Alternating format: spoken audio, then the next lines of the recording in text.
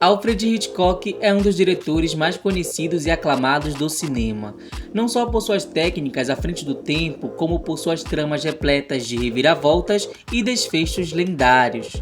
O que poucos sabem é que o diretor foi um dos maiores aliados da comunidade LGBT da época, embutindo em muitos dos seus filmes subtextos gays quase explícitos. Este é o Sociocrônica e nós vamos dissecar alguns clássicos da sétima arte. Hope é considerado o primeiro filme de Hitchcock com um casal gay explícito nas telonas, mas em 1938, com A Dama Oculta, ele já havia apresentado ao público um casal de homens homossexuais, e dessa vez um casal gay colocado de forma positiva. Na trama, os personagens Charles e Caldecott são dois ingleses refinados que ainda no final terminam como heróis. Eles também não são afeminados, o típico estereótipo de gay permitido na época, e o apelo cômico dos dois se dá apenas por seu jeito britânico de ser. Mas em vários momentos, Hitchcock faz questão de deixar claro que eles são um casal, a começar por ambos serem completos solteirões, uma pista bem comum da época que quase sempre sinalizava um homossexual que se recusou a ceder ao casamento forjado. Outra dica é como eles recusam diretamente o interesse vindo da empregada. Em outra cena, vemos Charles e Caldecott espremidos juntos numa cama pequena, lendo jornal ao mesmo tempo. Além disso, eles dividem o mesmo pijama, ainda que a cena revele que há pijamas de sobra. Quando a empregada entra e sai do quarto sem bater, Caldecott pula e tranca a porta, e fica claro que ele está nu por baixo, o que obviamente não é um comportamento comum entre dois cavalheiros britânicos da década de 1930. Rebecca, de 1940, é um dos maiores thrillers góticos do diretor e seu primeiro filme estadunidense, e para isso precisou de um vilão à altura. A Sra. Danvers, interpretada por Judith Anderson, atriz que para muitos era homossexual na vida real. Neste longa premiado inclusive com a estatueta de melhor filme, dentre 11 indicações ao Oscar, Danvers é obviamente uma mulher lésbica solteirona, construída de forma masculinizada e assustadora. A governanta também é visivelmente obcecada pela patroa Rebecca. Basta lembrar da clássica cena em que Danvers mostra a calcinha dela para a protagonista. Ela também descreve Rebecca de maneira sensual e apaixonada, tão carente a ponto de se esfregar com suas roupas para saciar a saudade. Para completar, a história é baseada no livro de Daphne du Maurier, que era bissexual. Assim, Hitchcock criou um dos primeiros ícones lésbicos do cinema, mas também, sem querer, estabeleceu um dos clichês mais lesbofóbicos da indústria, a lésbica masculina e aterradora, louca e que termina mal. Festim Diabólico, de 1948, é o suspense mais objetivamente gay da década, e já o analisamos em detalhes, basta conferir os cards. Na trama, um casal homossexual, além de bem visto, é aceito com naturalidade por todos os seus conhecidos, algo revolucionário. Hitchcock também encheu o filme com frases de duplo sentido, e já na abertura esfregou uma cena íntima entre três homens para todo mundo ver.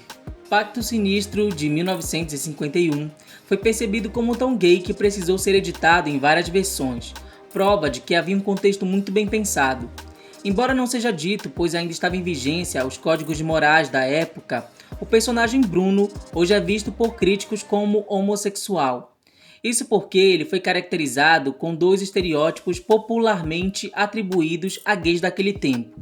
Bruno tem extrema devoção à sua mãe e se veste de um jeito extravagante, com seus ternos e seda.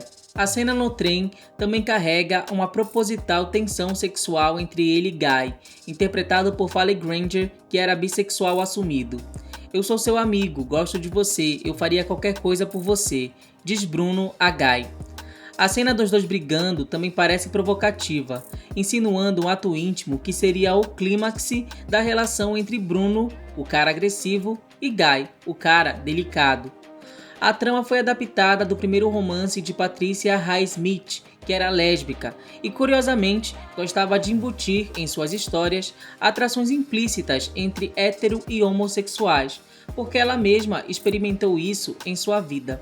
Em nenhum filme, Hitchcock elevou tanto o nível da vilania LGBT, brincando com sugestões polêmicas quanto em Psicose, que se tornou seu maior clássico até hoje.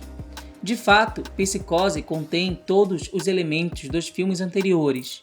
Norman é educado e cavalheiro, no estilo britânico, é levemente afeminado e obcecado por sua mãe, só que no nível complexo de Édipo, e sua maldade é exacerbada pela ausência de uma heteronormatividade. E novamente, o diretor escalou um ator conhecido por sua homossexualidade conturbada nos bastidores, Anthony Perkins. A trama foi baseada num livro do mesmo nome que, por sua vez, sofreu influências de um crime real, onde um homem, em 1957, fascinado pela transição de gênero de Christine Jorgensen, assassinou várias mulheres.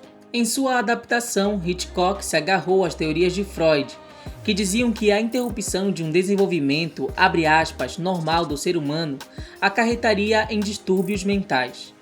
Embora nada seja deixado explícito, afinal estamos em 1960, é bem claro que o mestre do suspense criou um personagem queer, confuso com sua identidade de gênero, e que, portanto, virava uma ameaça sociopata para todos. Há quem diga que toda essa representatividade foi um grande desserviço do diretor para a comunidade LGBT, quase sempre colocando seus indivíduos como sociopatas, pessoas com problemas psicológicos, em versões estereotipadas e que, devido ao sucesso que faziam, acabaram moldando o resto da indústria do cinema a fazer exatamente o mesmo nos anos seguintes, seja masculinizando personagens lésbicas ou transformando travestis em potenciais assassinos. Obviamente, Hitchcock não tinha consciência plena disso. Ele gostava de incomodar seu público. E para uma época conservadora, o que mais incomodaria a audiência do que ver um homem afeminado e uma possível sugestão de homossexualidade? Há quem diga até que o diretor era um homossexual enrustido.